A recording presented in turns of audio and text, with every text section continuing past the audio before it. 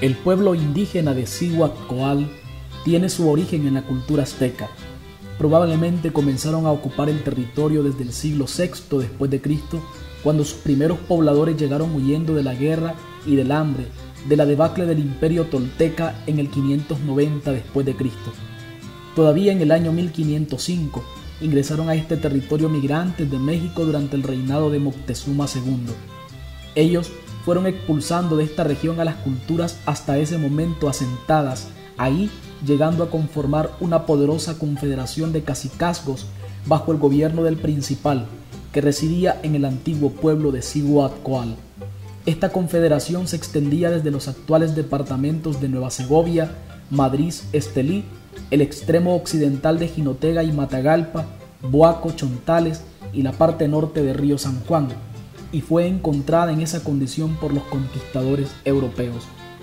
Además de ser cabeza de esta región, también era el más importante centro ceremonial dedicado a la diosa Cihuatcoal. Su nombre actual, Sébaco, es una transformación de esta palabra, pues los europeos no podían pronunciar esta voz indígena y emitían un sonido parecido a cihuaco, que luego se transformó con el pasar del tiempo en la voz que hoy conocemos, Sébaco. Cihuatcoal es una palabra de la lengua náhuatl que se traduce como mujer serpiente. En la cultura azteca es la antigua diosa madre, diosa de la maternidad y la fertilidad. Solo ella era la diosa de la partería. Según las leyendas aztecas, Cihuatcoal participó en la creación de la civilización humana actual. Ella es madre de Mixcoal, un hijo a quien dejó perdido en la intercesión. Ella a menudo retorna a la encrucijada para llorar a su hijo perdido, pero solo encuentra el cuchillo del sacrificio. Aunque a veces Cihuatcoal era representada como una mujer joven como Xochiquetzal, con atuendos blancos o llevando una falda con conchas colgando, conocida como la falda de estrellas, también se le muestra como una mujer cruel, de mediana edad, con la boca descarnada, llevando en sus manos un cráneo, una lanza y el escudo del guerrero. La cultura azteca le rendía honor, pues siendo una cultura con mentalidad guerrera, equiparaban a las muchas madres y niños que morían en el parto como aquellos muertos en el campo de batalla. Ella era adorada en un templo llamado Trilán, o la oscuridad. Este era negro y sin luz. En su fiesta la diosa era personificada por una esclava, la que en la ceremonia era sacrificada.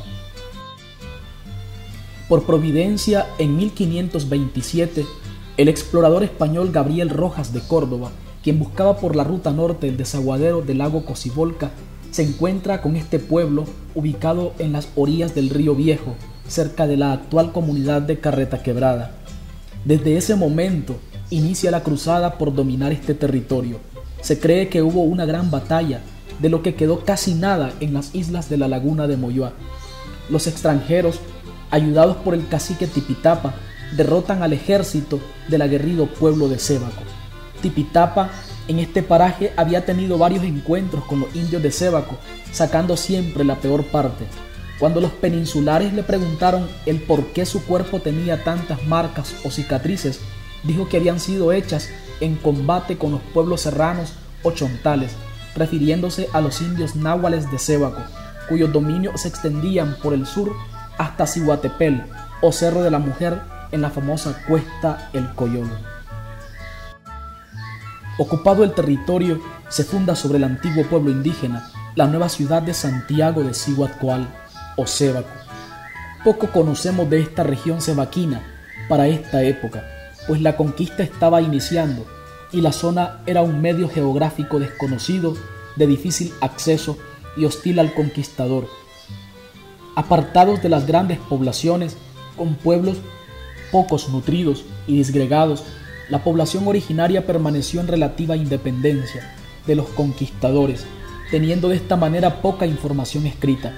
En 1544 queda como encomienda del señor gobernador de Nicaragua, don Rodrigo de Contreras, quien tenía conocimiento de la gran importancia y riqueza de estos territorios, pues los indígenas usaban maravillosas pepitas de oro que sacaban de una veta en las cuevas de las montañas vecinas, minas a flor de tierra, donde obtenían el oro que enviaban al rey de España en forma de tamarindos. Por eso el rey le da el título la muy noble y leal ciudad de Sébaco. En 1568 se crea como corregimiento por la corona española. Se pensaba construir una hermosa iglesia colonial. La corona española envió desde España una campana especial para Sébaco, pero por alguna razón nunca llegó hasta su destino. En el libro Matagalpa y sus gentes, el señor Eric Hill escribe que don Horacio Amador Arauz contaba que vio una campana en el pueblo de Izalco, en la República del Salvador, con la inscripción para la muy noble y leal ciudad de Sébaco. Durante la nueva época colonial, la doctrina cristiana fue administrada por los religiosos mercedarios.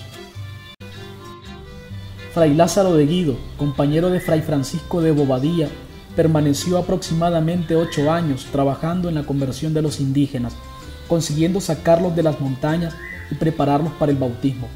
Desde 1547, la corona comienza a reclamar en la necesidad de conquista de las poblaciones pertenecientes a Sébaco, a fin de facilitar la ocupación de la Tagus-Galpa.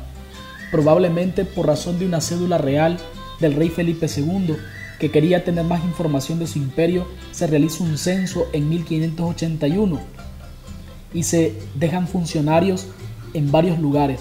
Entre ellos está Francisco de Aguirre para la provincia de Sébaco.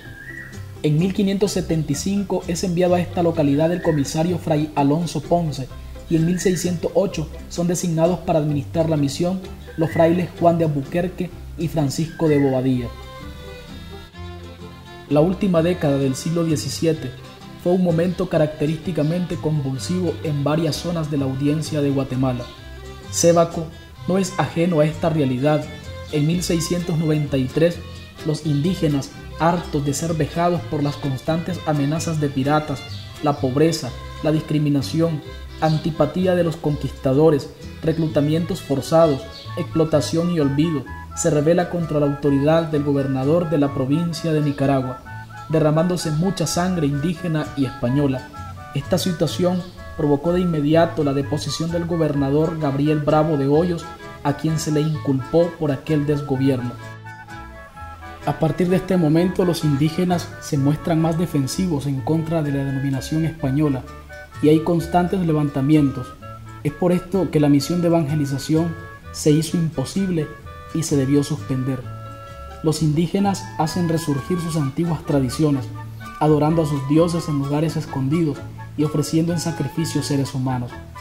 El siglo XVIII despunta con tintes igualmente represivos contra los indígenas rebeldes. Los resultados fueron por lo general muy desastrosos para los indígenas de estas regiones. Los habitantes, atemorizados ante las sacas que hacían los españoles para proveer de servidumbre a los vecinos de Granada, se mantuvieron huyendo buena parte de la centuria. De particular importancia es saber que las acciones armadas contra pueblos indígenas rebeldes, entre los que se destaca Sébaco, fueron en buena medida estimuladas por el fraile Antonio Márgil de Jesús, que visitó este pueblo en 1703. Su apostólico celo no supo de límites. Pero algo quedó de lo sugerido por Fray Antonio al capitán Muñoz, cuando en sus intentos por conquistar a estos pobladores le indica que agasaje a los indígenas y les dé reses y herramientas para que puedan trabajar. De este modo se hará más fácil conquistarlos. Así, el 10 de febrero de 1724, el rey Felipe V otorga a favor de los indígenas sebaquinos el título real que les acreditaba como únicos dueños, en uso y goce de 23.554 hectáreas y 98 acres de fértiles tierras que comprenden la totalidad del valle de Sébaco y más allá, seguramente para conquistar a los indígenas rebeldes de esta manera. Pero estas tierras no fueron un regalo, tampoco fue un acto de justicia, pues los indios beneficiados solo fueron aquellos que se doblegaron por supuesto a la conquista, quedando fuera todos aquellos que se mantuvieron en rebeldía por las injusticias y que finalmente en su mayoría fueron muertos para vivir eternamente. Otros quedaron viviendo en las montañas cercanas sin un lugar donde vivir y sin tierra donde trabajar hasta nuestros días. En 1756, siendo corregidor don Matías de Oropesa, Santiago de Sébaco figura todavía como cabeza del partido. Es don Matías quien designa a Matagalpa como base militar y residencia por las constantes invasiones de bandidos. Es hasta 1786 que bajo el reinado de Carlos IV, en que se realizan reformas políticas y económicas, cuando Matagalpa aparece figurando por primera vez como cabecera. A más de 500 años de iniciarse la brutal empresa transculturadora, que estos hechos nos ayuden a reflexionar y seamos al fin capaces no solo de contribuir en la escritura de una nueva historia, sino a encontrar nuestro pleno derecho como actores de ella, a comprometernos con un mañana mejor, un nuevo tiempo y espacio donde la diversidad cultural encuentre asidero, dignidad y cobijo.